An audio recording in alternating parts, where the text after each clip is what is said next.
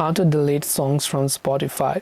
Now if you want to delete songs from Spotify, it is actually quite very simple to do so.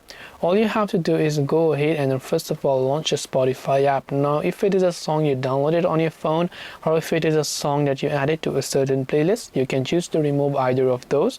Just tap on your library option from the bottom right, and here you can go to the downloaded tab if it is something that you've downloaded, and you can tap on the three dots next to a song and select remove from this playlist. When you remove from the playlist, it will also get removed from the download section.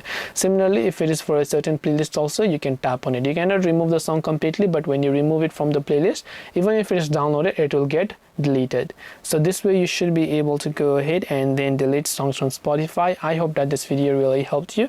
If you have got any further questions, queries or doubts, feel free to also leave them down in the comment section below. As always, thank you very much for watching till the end of this tutorial, and see you soon in our next video.